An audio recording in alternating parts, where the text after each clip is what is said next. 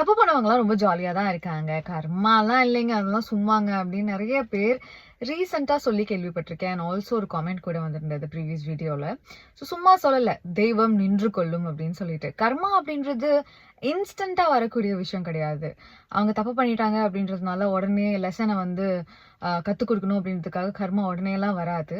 It will take its own time. But திரும்ப வரும்போது அது இன்ட்ரெஸ்டோட வரும். ரீசென்ட்டா சோஷியல் மீடியால ஒரு சின்ன ஸ்டோரி ஒருத்தங்க வந்து சொல்லியிருந்தாங்க. இது என் கதை கிடையாது. சோஷியல் மீடியால தான் பார்த்தேன். விச் இஸ் கண்ணு வந்து ஒரு மாங்காவை பார்த்து ஆசைப்படுது. ஸோ கால் அதை நோக்கி போகுது. கை அதை போய் பறிக்குது. வாய் சாப்பிடுது. ஆனா அந்த ஓனர் வந்து என்ன பண்றாரு அப்படின்னா ஒரு பெரிய தடி எடுத்து அந்த நபரோட முதுகுல ஊங்கி அடிக்கிறாரு. கண்ணீர் எங்க இருந்து வருது அப்படின்னா கண்ணுல இருந்து வருது. So it will take its own time. நீங்க கர்மா இல்ல, எதுவுமே செயல்படாது, கஷ்டப்படுறவங்க மட்டும் தான் கஷ்டப்பட்டுட்டு இருக்காங்க, தப்பு பண்ணவங்க எல்லாம் ஜாலியா இருக்காங்க அப்படின்னு நினைச்சீங்கன்னா ட்ரஸ்ட் மீ, கர்மா வந்து ரைட்டான டைம்ல ரைட்டான லெசனை டீச் பண்ணி கொடுக்கும். ஸோ நீங்க பண்ண வேண்டியது என்ன அப்படின்னா உங்களுக்கு யாரு துரோகம் பண்ணிருக்காங்களோ அவங்கள பத்தி யோசிக்காம இருக்கிறது. சிம்பிளா சொல்லணும்னா உங்களோட எனர்ஜி எல்லாம் அவங்களுக்கு கொடுக்காம இருங்க. Think about your self. நீங்க க்ரோ ஆகுங்க. நீங்க ஹாப்பியா இருக்கிற வழியை பாருங்க.